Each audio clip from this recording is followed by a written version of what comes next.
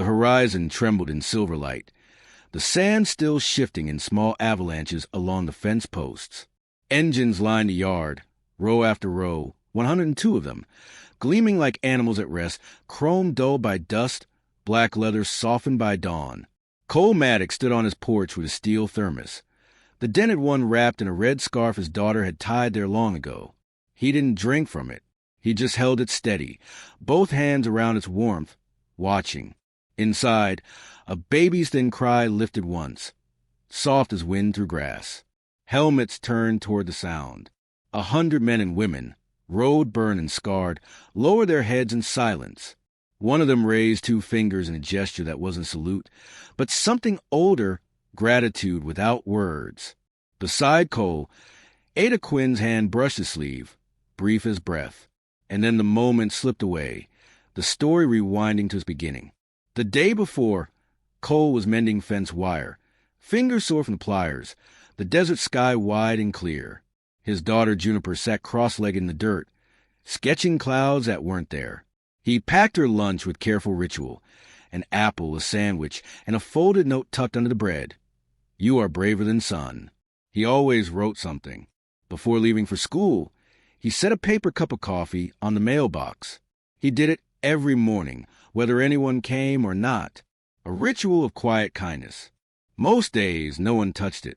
That morning, Ada Quinn's old truck rattled by on her way to the clinic.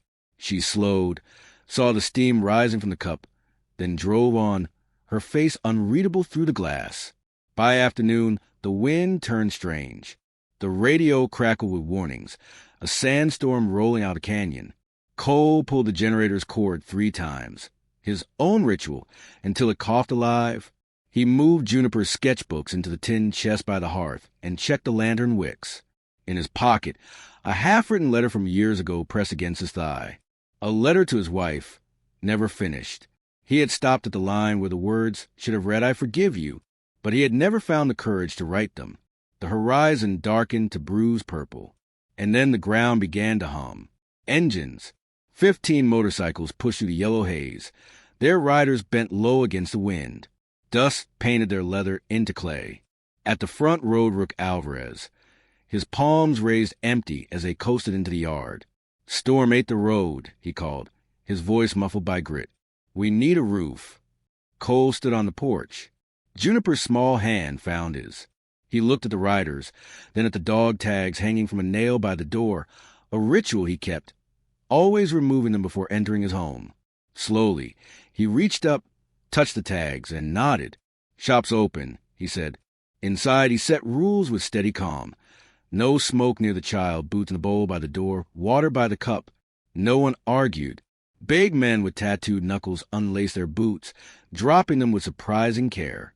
Juniper perched on the hearth, sketchbook open, and began to draw each guest. She gave them names as she saw them. Quiet Creek, Bad Moon, Red Wing. The riders laughed quietly, shoulders loosening. Someone slid a roll of bills onto the counter, without a word. The storm struck full. Sand at the windows like 1,000 small fists. The lights blinked, then died. The generator roared to life under Cole's steady hand. Ada's truck arrived in a spray of grit, headlights bleeding through the storm. She staggered inside, coughing. "Clinic roof's gone," she rasped. "I need power. I need space." Cole cleared his workbench, spread a clean oilcloth, set a lantern, a place for her to tend the injured. Rook's hand shook as he passed her a roll of gauze. For a moment, in the heart of the storm, the house became a clinic, a shelter, a chapel. Night deepened. Cole made soup from what little he had. The riders ate from tin bowls, grateful without words. Finch, a broad man with ink across his throat, admitted he couldn't read. Juniper slid her alphabet book across the table, her small hand nudging it toward him. He smiled, awkward but genuine, tracing the letters with a fingertip.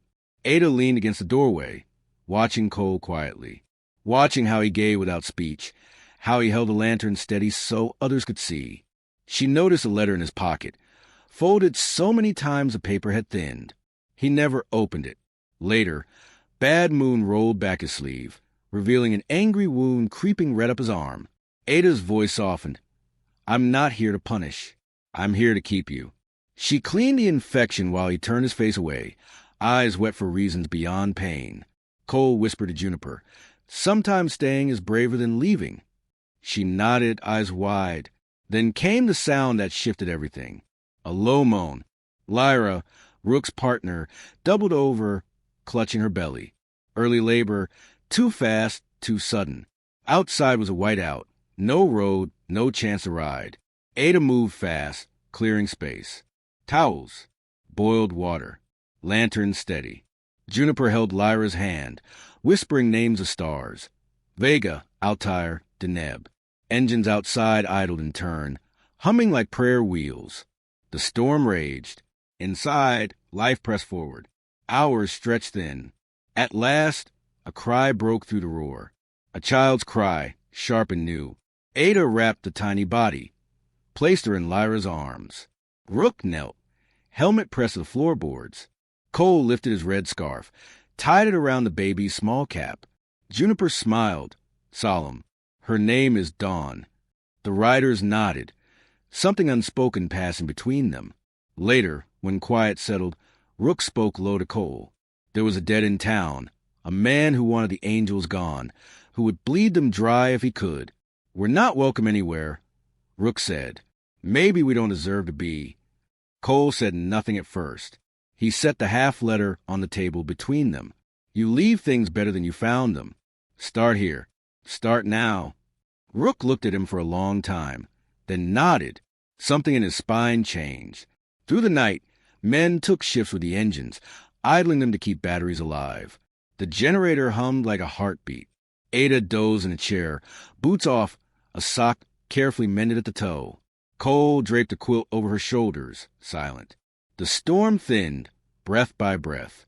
By dawn, the world was pale and strange. Sand lay in drifts like snow along the fence. A single bird sang from somewhere unseen. Cole stepped onto the porch, thermos warm in his hands. Rook followed, carrying his boots to place in the bowl by habit. The storm had scoured them, but left something softer. Rook pulled out his phone, cracked screen glowing faint blue. One line he typed, "We were kept." He hit send. Somewhere down the line, men and women read it, and they rode. The horizon filled with engines. 102 lined before Cole's porch. Not in threat, in thanks. Boxes strapped to the bikes. Diapers, fuel cans, fence posts, insulation. Juniper braided red thread into the clutch lever of a rider who knelt for her. Lyra stood in the doorway, baby Dawn swaddled in the red scarf. They rebuilt the clinic roof first. Then Cole's fence. Left an envelope thick with receipts. Not cash. Proof of labor, not pity. Rook watched the men work, mirroring the care. Measure twice. Cut once. For once. They stayed until the work was finished. On the tailgate of his truck. Cole shared coffee from his thermos with Ada. She held it in both hands, eyes lowered. I used to see that cup at your mailbox, she admitted. Every morning. I kept driving. I didn't know how to be the one who stops. Cole smiled, small without teeth. You just did. Their elbows touched. It was enough. That night, Cole rewrote the letter, no longer half finished. He said on the mantel beneath his dog tags, I forgive us. I'm learning to let the world be kind. Juniper's drawing of Dawn went beside it. Ada stood in the doorway, not crossing, but smiling like someone who already belonged. 2 mugs rested on the sill, waiting for tomorrow. Outside, the last of the engines faded into distance, thunder remembering itself. Cole exhaled long and steady. For the first time in years, the air didn't hurt. If this quiet door felt like it opened in you, come back tomorrow. Bring someone who needs a soft place to stand. Subscribe, share, and stay with us by the land in a while, where engines fall silent, letters find their ending, and even the roughest hands learn how to hold the morning.